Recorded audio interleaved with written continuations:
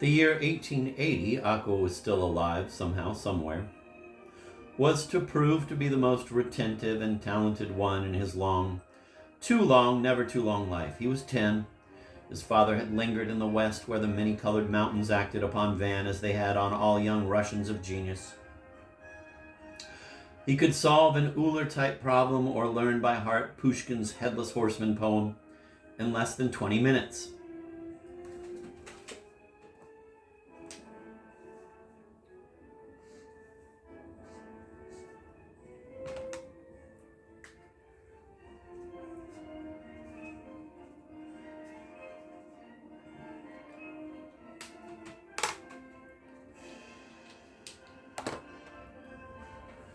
With white-bloused, enthusiastically sweating Andrei Andreevich, he lolled for hours in the violet shade of pink cliffs, studying major and minor Russian writers and puzzling out the exaggerated but on the whole complimentary allusions to his father's volitations and loves in another life and Lermontov's diamond-faceted tetrameters.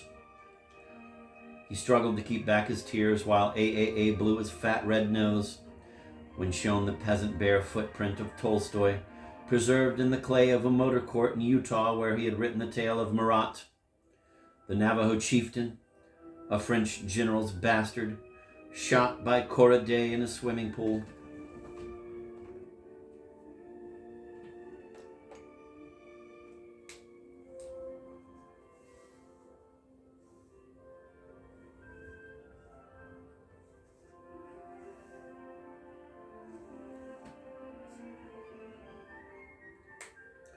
What a soprano Cora had been. Demon took Van to the world-famous Opera House in Telluride in West Colorado, and there he enjoyed and sometimes detested the greatest international shows. English blank verse plays, French tragedies and rhymed couplets, thunderous German musical dramas with giants and magicians and a defecating white horse. He passed through various little passions, parlor magic, chess, fluff-weight boxing matches at fairs, stunt riding, and, of course, those unforgettable much too early initiations when his lovely young English governess expertly petted him between milkshake and bed, she, petticoated, petty-titted, half-dressed for some party with her sister, and Demon's casino touring companion, bodyguard and guardian angel, monitor and advisor, Mr. Plunkett, a reformed card sharper. Mr. Plunkett had been, in the summer of his adventurous years, one of the greatest Schulers, politely called gaming conjurers, both in England and America. At 40, in the middle of a draw poker session, he had been betrayed by a fainting fit of cardiac origin, which allowed, alas, a bad loser's dirty hands to go through his pockets, had spent several years in prison, had become reconverted to the Roman faith of his forefathers, and, upon completing his term, had dabbled in missionary work, written a handbook on conjuring, conducted bridge columns in various papers, and done some sleuthing for the police. He had 2 stalwart sons in the force. The outrageous ravages of time and some surgical tampering with his rugged features had made his gray face not more attractive, but at least unrecognizable to all but a few old cronies, who now shunned his chilling company anyway. To Van, he was even more fascinating than King Wing.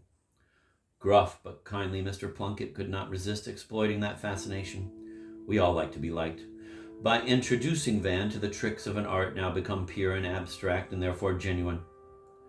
Mr. Plunkett considered the use of all mechanical media, mirrors and vulgar sleeve rakes as leading inevitably to exposure, just as jellies, muslin, rubber hands, and so on sully and shorten a professional medium's career.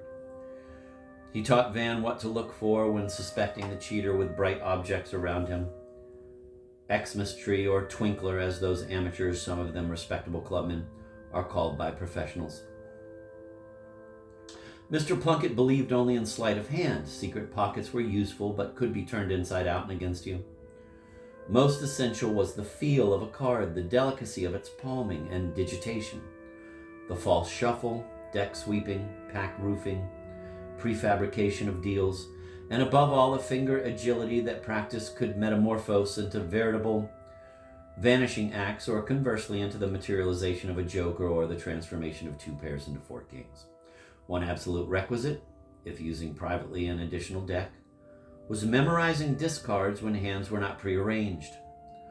For a couple of months, Van practiced card tricks, then returned to other recreations. He was an apprentice who learned fast and kept his labeled files in a cold place. In 1885, having completed his prep school education, he went up to Chose University in England, where his fathers had gone, and traveled from time to time to London or Lute, as prosperous but not over-refined British colonials called that lovely pearl-gray sad city on the other side of the Channel. Sometimes during the winter of 86 to 87, at dismally cold Chose, in the course of a poker game with two Frenchmen and a fellow student whom we shall call Dick, in the latter's smartly furnished rooms in Serenity Court, he noticed that the French twins were losing not only because they were happily and hopelessly tight, but also because Milord was that crystal cretin of Plunkett's vocabulary, a man of many mirrors, small reflecting surfaces, variously angled and shaped, glinting discreetly on watch or signet ring, dissimulated like female fireflies in the undergrowth, on table legs, inside cuff or lapel, and on the edges of ashtrays, whose position on adjacent supports Dick kept shifting with a negligent air, all of which, as any card sharper might tell you, was as dumb as it was redundant. Having bided his time and lost several thousands, Van decided to put some old lessons into practice. There was a pause in the game. Dick got up and went to a speaking tube in the corner to order more wine. The unfortunate twins were passing to each other a fountain pen, thumb pressing and repressing it in disastrous transit as they calculated their losses, which exceeded Van's. Van slipped a pack of cards into his pocket and stood up, rolling the stiffness out of his mighty shoulders. "I say, Dick, ever met a gambler in the States called Plunkett?" Bald gray chap when I knew him. Plunkett. Must have been before my time. Was he the one who turned priest or something? Why? One of my father's pals, great artist. Artist? Yes, artist. I'm an artist. I suppose you think you're an artist. Many people do. What on earth is an artist? An underground observatory, replied Van promptly. That's out of some modern novel, said Dick, discarding his cigarette after a few avid inhales. That's out of Van Veen, said Van Veen. Dick strolled back to the table. His man came in with the wine. Van retired to the WC and started to doctor the deck, as old Plunkett used to call the process. He remembered that the last time he had made card magic was when showing some tricks to Demon, who disapproved of their poker slant. Oh yes, and when putting at ease the mad conjurer at the ward, whose pet obsession was that gravity had something to do with the blood circulation of a supreme being. Van felt pretty sure of his skill and of Milord's stupidity, but doubted he could keep it up for any length of time. He was sorry for Dick, who, apart from being an amateur rogue, was an amiable, indolent fellow with a pasty face and a flabby body.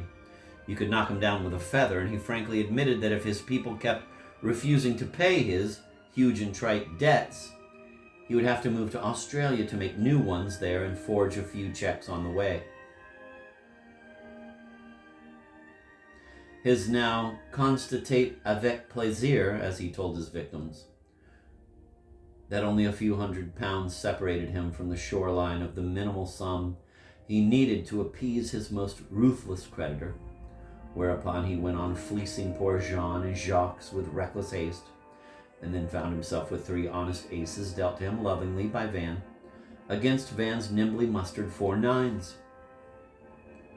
This was followed by a good bluff against a better one, and with Van's generously slipping the desperately flashing and twinkling young lord good but not good enough hands, the latter's martyrdom came to a sudden end, London tailors wringing their hands in the fog, and a moneylender, the famous Saint Priest of Chose, asking for an appointment with Dick's father.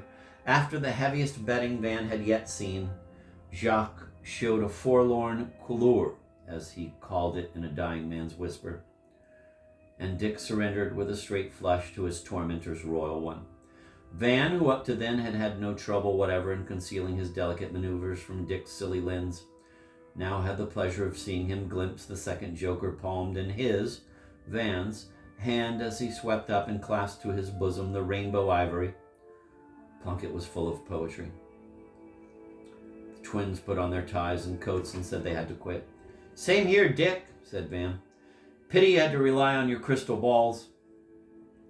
"I have often wondered why the Russian for it, I think we have a Russian ancestor in common, is the same as the German for schoolboy, minus the umlaut." And while prattling thus, Van refunded with a rapidly written check the ecstatically astonished Frenchman. Then he collected a handful of cards and chips and hurled them into Dick's face. The missiles were still in flight when he regretted that cruel and commonplace Bougist, for the wretched fellow could not respond in any conceivable fashion and just sat there, covering one eye and examining his damaged spectacles with the other. It was also bleeding a little, while the French twins were pressing upon him 2 handkerchiefs, which he kept good-naturedly pushing away. Rosy Aurora was shivering in green Serenity Court. Laborious old Chose.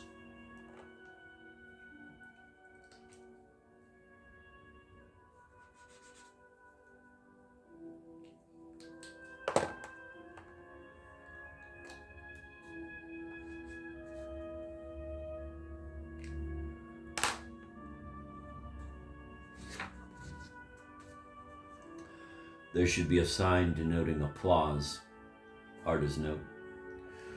Van fumed and fretted the rest of the morning, and after a long soak in a hot bath, the best advisor and prompter and inspirer in the world, except of course the WCC, decided to pen is the word, a note of apology to the cheated cheater. As he was dressing, a messenger brought him a note from Lord C. He was a cousin of one of Van's River Lane schoolmates, in which generous Dick proposed to substitute for his debt an introduction to the Venus Villa Club, to which his whole clan belonged. Such a bounty no boy of 18 could hope to obtain. It was a ticket to paradise. Van tussled with his slightly overweight conscience, both grinning like old pals in their old gymnasium, and accepted Dick's offer. "I think, Van, you should make it clearer why you, Van, the proudest and cleanest of men — I'm not speaking of abject physicalities, we are all organized that way — but why you, pure Van, could accept the offer of a rogue who no doubt continued to flash and twinkle after that fiasco. I think you should explain, primo, that you were dreadfully overworked, and secundo, that you could not bear the thought that the rogue knew that he being a rogue, you could not call him out and were safe, so to speak, right? Van, do you hear me?" I think he did not twinkle long after that, 5 or 6 years later in Monte Carlo. Van was passing by an open-air cafe when a hand grabbed him by the elbow, and a radiant, ruddy, comparatively respectable Dick C. leaned toward him over the petunias of the latticed balustrade. "Van," he cried, "I've given up all that looking-glass dung. Congratulate me. Listen, the only safe way is to mark 'em." Wait, that's not all? Can you imagine? They've invented a microscopic, and I mean microscopic, point of euphorion, a precious metal, to insert under your thumbnail. You can't see it with the naked eye, but one minuscule section of your monocle is made to magnify the mark you make with it, like killing a flea on one card after another as they come along in the game. That's the beauty of it. No preparations, no props, nothing. Mark 'em, mark 'em. Good Dick was still shouting as Van walked away.